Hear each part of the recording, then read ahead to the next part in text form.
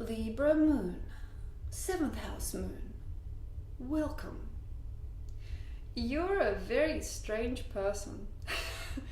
You're somebody who's horny for weird things. You're most likely a person who is yourself only in the darkness of the day. Like, say, when everybody's not looking or things are not going right, things are a bit weird, you sort of come out and go, hey, it's me. There is something about Libra moon that is incredibly forgiving of other people. If you're looking at a weird person, if you're looking at somebody who's sweating a lot, who's like covered in a rash, who's like very weird or very strangely wired, you kind of find them a little bit interesting. Like, oh wow, look, like there's hair on their head that is unbrushed, you know, there is a strange quiver in them, there is like a gap between the teeth. And most people, like say Taurus moon, would go, no, I don't care much for that. But you, Libra moon, you will find people quirky in a way that's kind of gross, and then you'll nurture it. Oh, you'll love it. Like say there is some kind of a ghost in your house, okay?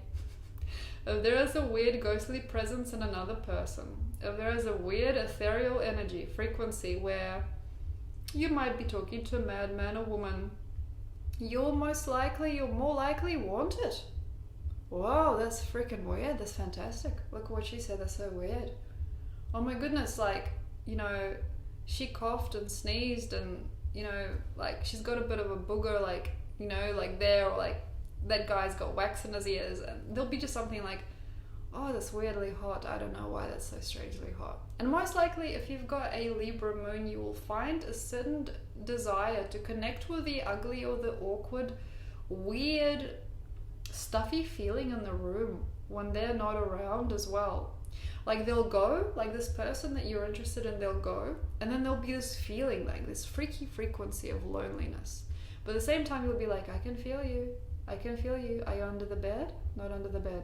Like there'll be something very strange about you that will want to connect to them more than ever when you're alone, and feeling like you do.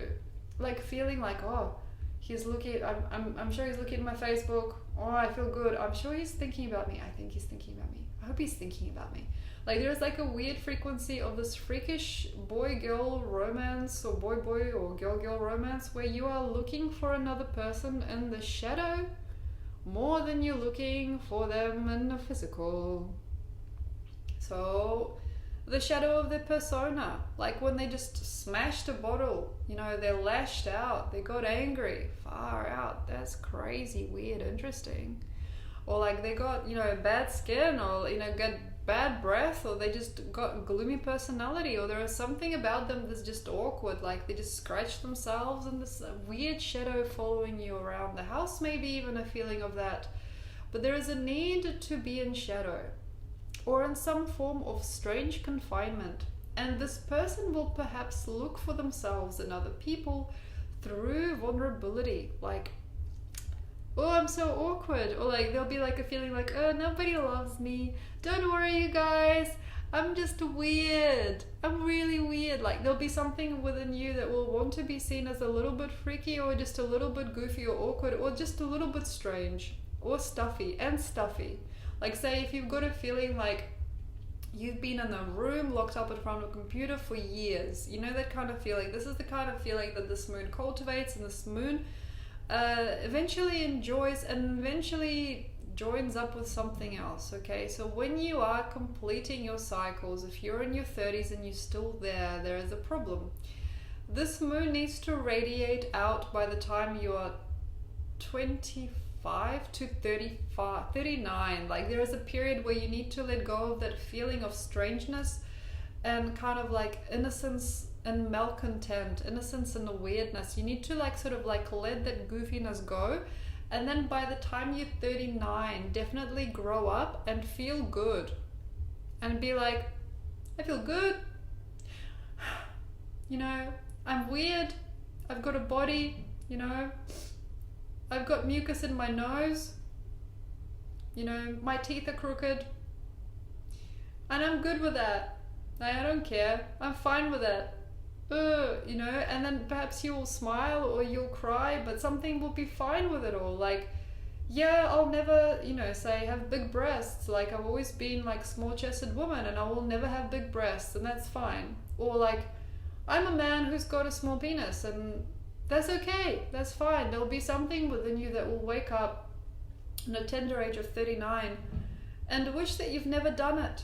Like that personal thing, you took something too heavily and too interestingly, like you did this thing in front of a computer for most of your life, where you really try to heal people through this weird interaction where they don't see you, you sort of like skittished around and you wanted somebody who was weird and who wasn't right for you anyway. They ended up with another person, there was some kind of a drama, like something went on, something went weird, like there was a lot of shadow work to be done through relationships and sexual activity. Things were awkward, things were fine in the end, but then you kind of like wake up at the age of 39 hopefully, and then you kind of go, I didn't need all that. I really didn't. I actually really love me. I actually really do.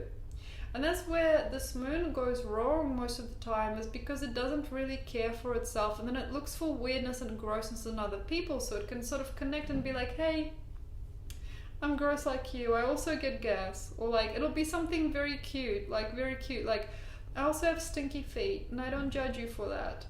And then when they're older, they're like, I shouldn't have done that. I was with that person for way too long. I was ambitiously looking for them to change. At the same time, I was really glorifying their downsides. And I spent like 40 years looking for myself. And here I am, and I should have just been a ballerina all this time.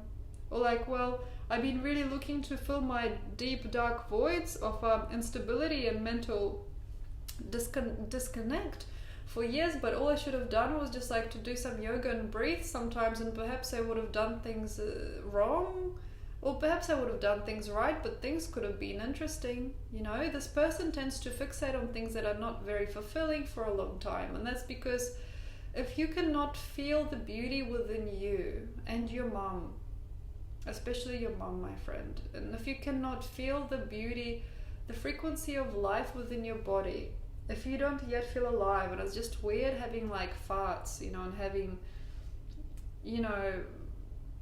things change in your body when you're a teenager, if you haven't come to terms with that, it's really weird growing up and still feeling like unknown to yourself, and it's all a bit freaky, like, goodness, I've got nipples, things like that. It's a very, very divine energy. If you're looking to star in somebody's feelings, if you're looking to really love somebody, this person that you are, moon in Libra, moon in the 7th house specifically, has very much enjoyment brought to by contracts. Like, I'm not perfect. This is a contract, okay? 7th house, you guys, just saying, it's not about happy married forever, yay, it's not about that. 7th house is like a contract. Like, I've got a malnourished side. You've got a malnourished side. We're all a bit freaky. Now, my freaky likes your freaky. So let's just be freaky together and help each other survive, or go through the freaky simultaneously, so we don't need to do it alone. That's the contract. That's what Libra brings to Earth. It's not about, yay, husband and wife, we got like white light and rainbows all around us for the rest of our lives. It's about weirdness. It's about like, okay, I'm weird. I don't care if you're weird. I don't care if you sweat or if you fart. I do these things too sometimes, and I'm so sorry, but can we just try and find it together? And basically, what they end up doing a lot of the time, 7th house moons especially, is they give each other this person, and this other part of them, hopefully, but they all find somebody, of course, a nourishment. They will bring a plate of food, or they will like stroke the other person on the head, and they become kind of like not children, but sort of pets to each other, and they kind of look at each other and they glance towards each other, and they sort of caress each other, and they sort of try and vulnerabilize their friendship. Like, sometimes it can be a bit too vulnerable and a bit too feeling with things, and sometimes they can be very scared of affection, and sometimes it can be a little bit too much, and it can be a little bit like, there's too much, there's not enough, and they're very sensitive people, and they can really grow up into being very nonsensical later. Like, they can be very blunt later in life, in their 40s and 50s, if they've transcended this childishness within them, Not childishness, well yeah, I'm forgiving of that too, it says. Libra moon. Not childishness, but like awkwardness. Like if they can transcend this awkwardness, by the age of 50 they can be like, laugh all you want, I don't care what you say. Yeah, I've got a pot belly, I don't care what you say. Yeah, I've got a frizzy fringe, I don't care what you say. Yeah, I've got many teeth out of my mouth, I don't have many teeth anymore in my mouth, but I don't care what you say. I don't give a shit, my friend, I really don't. And they can be very good at any kind of position or place in society where everybody's freaking out, but they don't. You know, like they can be leaders, you know, say they could be very overweight, they could be very fat, and everybody's like, oh my god, wait, oh my god, I gotta get the calories counting. They're like, I don't care what you say. Yeah, I'm big. I'm a big girl. I don't care what you say.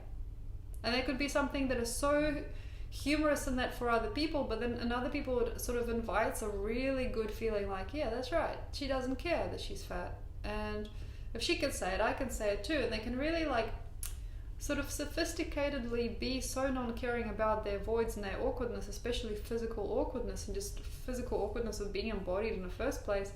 They can put into other people a feeling of strength and a feeling of courage just through knowing that nothing really matters. And if you are there, I congratulate you. If you're not there, then I would suggest communicate it out. Seriously, Libras, Libra moon, Libra in the 7th house, moon in the 7th house. If you're really feeling awkward and stagnant and strange in this physical body, make a song about it. Do a little dance about it. You know, smell your armpit and go, ooh, it's so weird. I've got armpits and I've got hair where it shouldn't be hair, but it's there. Like, go through it. Just have a really weird joke about it. Toilet humor, South Park, you know, the cartoon. Anything to do with weirdness about being human, being awake, being alive, and being all wriggly and jiggly and weird and having a sex drive. Oh, so weird, oh, so strange. Just make it a funny thing, make it a joke, and see how far you can come through that. Anyway, thank you very much for understanding. Thank you very much for listening, and enjoy the rest of the show. If you would like, you can connect to me on Facebook, or you can write me an email, and perhaps even send me back a podcast. That would be amazing. And also maybe go to my website, get a reading or a healing if you'd like. Yes, and enjoy the rest of your day or night. Thank you very much, Libra Moon.